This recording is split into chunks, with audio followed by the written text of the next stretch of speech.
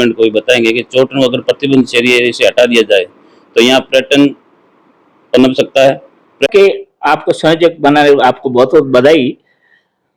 लघु उद्योग उद्योग के बारे में प्रकाश जी, जो आपको अभी संयोजक बनाए गए हैं, ये लघु उद्योग क्या है, तो किस तरह के व्यापारियों का एक संगठन होता है? ये अखिल भारतीय स्तर का संगठन है। 1994 में इसकी स्थापना हुई। आज के मौजूदा समय में तकरीबन 53,000 इसके सदस्य हैं और 481 जिलों में इसकी मौजूदगी है।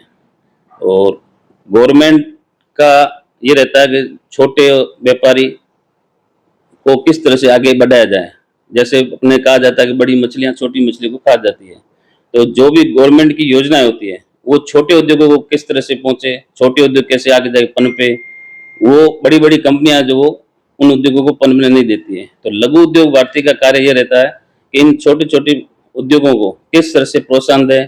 गवर्नमेंट का जो मंच है उन मंच को उसको साझा कैसे किया जाए, लघु उद्योगों को किस तरह से गवर्नमेंट की नीतियों को आगे फॉरवर्ड करके वो अपने किस तरह से उद्योगों को बढ़ावा दे, ये लघु उद्योग भारती का उद्देश्य रहता है। और इसमें स्वरोजगार के भी रहता है।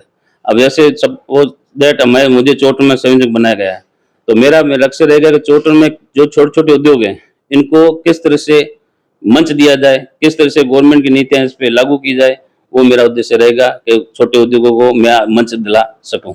ये आपका बहुत अच्छा सुझाव है कि छोटे उद्योगों को मंच दिया जाए। लेकिन अभी आपने कहा कि बड़ी मछलियां छोटी मछलियों खा जाती है, लेकिन हमारे यहाँ सबसे बड़ा जो क्षेत्र हस्तशिल्प का है, उस विषय को लेकर इस क्षेत्र में कसिंदाकारी बहुत बड़ा व्यवसाय है। क्या आपको नहीं लगता इस कसिंदाकारी को जो निचले स्तर पर लोगों को दाम सही नहीं मिल पाता, इस विषय को लेकर आप किस तरह उठाओ? बिल्कुल आपने सही बात की। चोटन हस्तशिल्प का गढ़ है और ये हस्तशिल्प अपने ऑल ओवर वर्ल्ड में निर्यात किया जाता है, लेकिन छोटे छोटे जो काश्तकार हैं, जो छोटे छोटे कसीदाकारी हैं, उनको आज भी मंच नहीं मिला है। तो मेरा ये आने वाले दिनों में रहेगा कि जो भी हस्तशिल्प जो अपनी चोटन की पहचान है उसको मैं विश्व स्तर पर लाके खड़ा करूं और एक पटल दूं, उनको एक जगह दूं, एक क्राफ्ट एरिया बनाया जाए जिसमें सभी काश्तकार को एक जगह बैठ के पूरी सुविधा दी जाए, तो जिससे उनको आगे बिजनेस करने में सुविधा मिलेगी।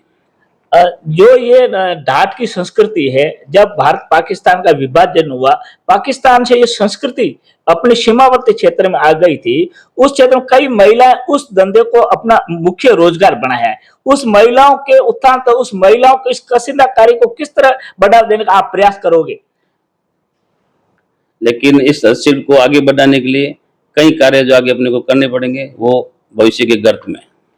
लेकिन जो आप कह रहे हो संरक्षण की आवश्यकता है, तो ये आप लघु भारती बने, ये संघ का एक अनुशासित संगठन है, तो संघ किस प्रकार से इस संगठन के माध्यम से सरकार का ध्यान आकर्षित करेगा?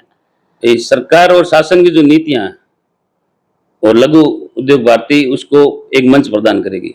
अपने क्षेत्र में विगत 7-8 सालों से देख रहे हैं, यहाँ के छोटे व्यापारी प्लान कर रहे हैं, आउट ऑफ स्टेट जा रहे हैं, तथा यहाँ पर्यटक उद्योग को भी नुकसान हो रहा है, जिसके कारण यहाँ के जो लघु उद्योग पनप नहीं पा रहे हैं। उसके लिए कौन सी बड़ी समस्या आ रही है, उस समस्या को निराकरण के अपन किस तरह प्रयास करेंगे?